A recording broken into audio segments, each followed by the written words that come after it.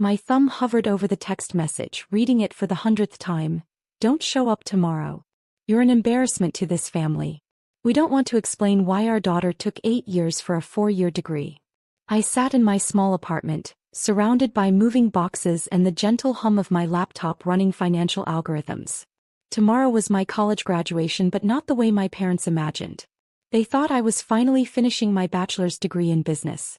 They had no idea I was receiving my PhD in financial engineering with a focus on algorithmic trading. Let me explain. I'm Sarah Mitchell, and 8 years ago I made a choice that changed everything. I was supposed to follow my parents' perfect plan. Get a business degree, join Mitchell & Associates, the family's financial consulting firm, and eventually take over when my father retired. Simple, straightforward, soul-crushing. But during my first year of college I discovered something fascinating in my computer science elective: the power of algorithmic trading. While other students saw boring lines of code, I saw the future of finance. I secretly switched my major, doubled down on advanced mathematics, and pursued a direct track to a PhD. To keep my parents from cutting me off completely, I maintained the illusion that I was just struggling with my business degree. Every semester I doctored my transcripts before sending them home. Still working on it, I'd say during our brief phone calls. These classes are really challenging. They bought it because they wanted to believe I was failing. It fit their narrative perfectly. Their disappointment of a daughter couldn't even handle a simple business degree. My older sister Julia, of course, had done everything right. 4 years at an Ivy League school, straight into a management position at Mitchell & Associates, married to a senior partner. She was their golden child, their proof that their way was the only way to succeed. Did you see Sarah's latest transcript? I overheard my mother say during last Thanksgiving. 8 years and she's still not done. Thank God we have Julia to take over the company. If only they knew what I was really doing during those 8 years. It started small. A trading algorithm I developed during my master's research. While my family thought I was failing Business Statistics 101, I was actually coding a program that could predict market movements with 89% accuracy. I launched it with my savings of $15,000. Within 6 months, that algorithm had turned my initial investment into $300,000. I reinvested everything, living in a tiny studio apartment, eating ramen noodles, and working through nights and weekends to refine my code. By year 3, my trading system had grown into something extraordinary. I formed a shell company, Atlas Financial Technologies, to handle the increasing profits. My family never questioned why I didn't need money from them anymore. They just assumed I was working retail jobs to survive. Today, Atlas Financial manages over $2 billion in assets. Not that anyone knows I own it. The company operates through a complex web of subsidiaries and holding companies. My name appears nowhere in its public records. But tomorrow isn't just my graduation. It's also the day Atlas Financial's biggest move yet goes public, our acquisition of Mitchell & Associates. My father's company has been struggling for years, too proud to modernize, too stubborn to change their outdated methods. Their stock price has been falling for 6 straight quarters. My algorithms predicted they would be vulnerable to a takeover 3 months ago. Through a series of carefully orchestrated moves, Atlas Financial has been quietly buying up shares. As of yesterday, we owned 48% of Mitchell & Associates. Tomorrow morning, just hours before my graduation ceremony, our final purchase will go through, giving us controlling interest. My phone buzzed again, another text from my mother. We mean it, Sarah. Stay away from graduation. We've told everyone you dropped out anyway. It's easier than explaining your failure. I put my phone down and walked to the window of my shabby apartment. From here I could see the Mitchell & Associates building, its logo illuminated against the night sky. By this time tomorrow that logo would belong to me. My laptop chimed, an email from my company's board, who had never met their mysterious CEO in person. Purchase agreement is ready for final approval. Shall we proceed with the Mitchell acquisition? I typed 2 words, execute tomorrow. Another text from my family buzzed through. Don't embarrass us more than you already have. Just accept that you're not cut out for success. I smiled, picking up my graduation robe from its hanger. Inside the pocket was my acceptance speech. I'd been chosen as the graduating class speaker, not that my family knew. The speech would be broadcast live on the university's website, where I knew my parents would secretly watch, if only to confirm I wasn't there. My phone rang. It was Julia, probably calling to rub salt in the wound. Sarah, Please tell me you're not actually planning to show up tomorrow, she said without greeting. Mom and Dad are serious. They don't want to see you. I ran my fingers over my graduation robe, touching the gold cords that marked my summa cum laude status. Don't worry, Julia. Everyone will see exactly who I am tomorrow. Graduation morning dawned bright and clear. My phone had been buzzing since dawn, mostly messages from my family, each one more condescending than the last. Glad you finally showed some sense and stayed away, my father texted. It's for the best, dear, from my mother. You were never cut out for academia anyway. Julia sent a particularly stinging message. Thanks for not embarrassing us today. I'm giving a big presentation to the board about taking over as CEO. At least one Mitchell will make the family proud. I turned my phone off and adjusted my graduation robe in the mirror. Under it, I wore a tailored black suit that cost more than my father's monthly salary. Today wasn't just about proving them wrong, it was about taking back my power. My laptop chimed with an urgent email. Atlas financial acquisition of Mitchell and Associates confirmed.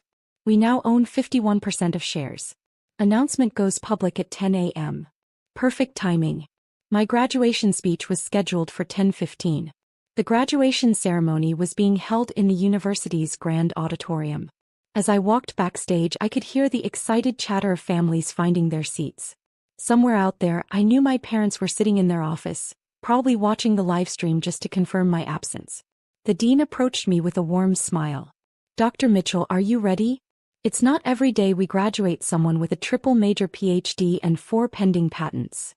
I nodded, touching the speech cards in my pocket. 8 years of work, sacrifice, and secret success were about to pay off in ways my family never imagined. At exactly 10 a.m., my phone lit up with notifications. The business world was exploding with the news. Breaking. Atlas Financial acquires Mitchell and Associates in surprise takeover. I smiled, imagining the chaos unfolding at my father's office. Right now, he would be discovering that his company was no longer his. That some mysterious entity had bought out his life's work from under him. The ceremony began. I sat among my fellow graduates, listening to the initial speeches. My phone kept vibrating, likely my family frantically trying to reach me about the company takeover. They had no idea that an even bigger shock was coming.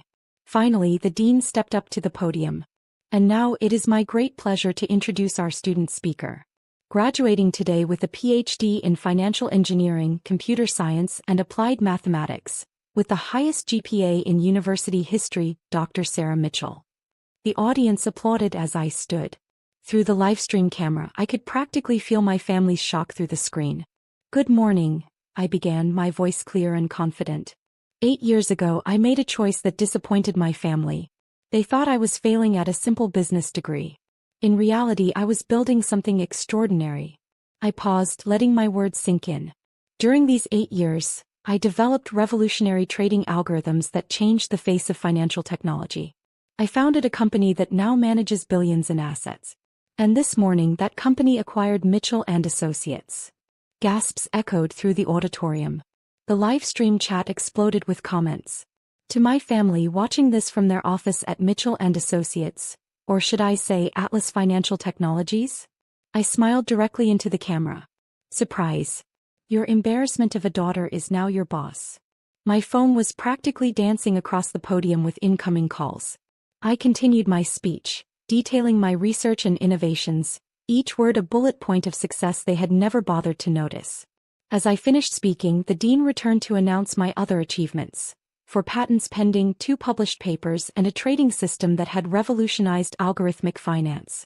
The ceremony ended with thunderous applause, but I wasn't done yet. I had one more stop to make. I drove straight to Mitchell and Associates, my company now. The building was in chaos.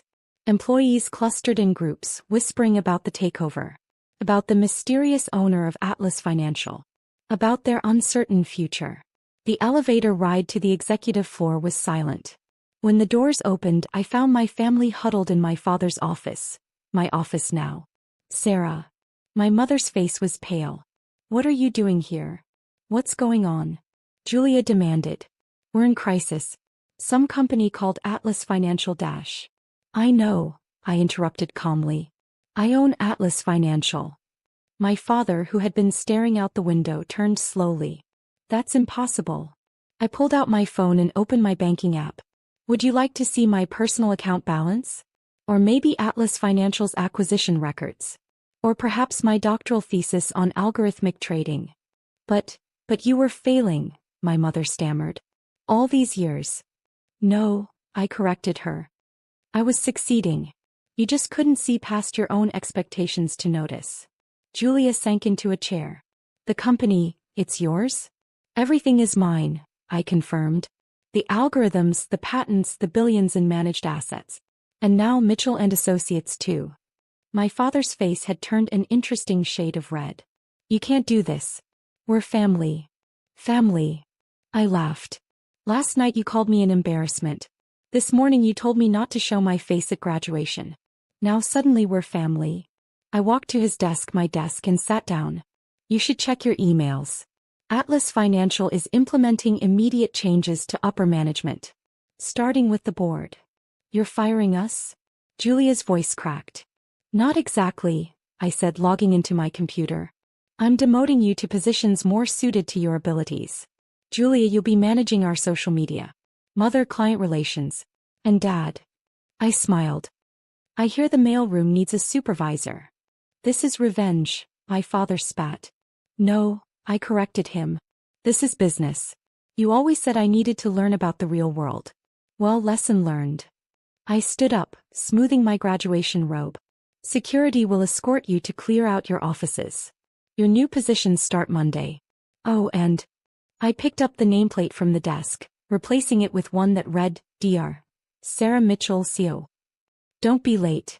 I'm not as forgiving of failure as you were. That evening I sat in my new office looking out over the city. My phone had finally stopped buzzing with messages from my family. Instead, it was filled with congratulations from the business world, interview requests from financial magazines, and odd messages from former classmates. I opened my laptop and clicked on a folder labeled Motivation. Inside were screenshots of every dismissive text, every condescending email, every family photo I'd been excluded from. At the bottom was their final message from last night. Don't show up tomorrow. You're an embarrassment. I added a new photo, their faces when they realized their embarrassment of a daughter now owned their futures. My assistant knocked on the door. Dr. Mitchell? The board is requesting an emergency meeting about the management changes. Schedule it for Monday, I replied. And Sarah? Send a graduation cake to my family's houses. The message should read, congratulations on your new positions. Don't be an embarrassment. Sometimes success isn't about proving others wrong. Sometimes it's about proving yourself right. And sometimes, it's about sitting in the office that once belonged to those who doubted you, knowing that every achievement they dismissed has led you exactly where you were meant to be. My phone buzzed one last time, a message from Julia. I'm sorry. We all are. I didn't reply. They'd have plenty of time to apologize while working their way up from the bottom of my company. After all, isn't that what they always said I needed to do? Success, I've learned, doesn't always look like what others expect. Sometimes it looks like 8 years of secret work. Sometimes it looks like a PhD instead of a business degree. And sometimes, it looks like a daughter they called an embarrassment sitting in the CEO's chair, proving that the greatest revenge is becoming everything they said you couldn't be.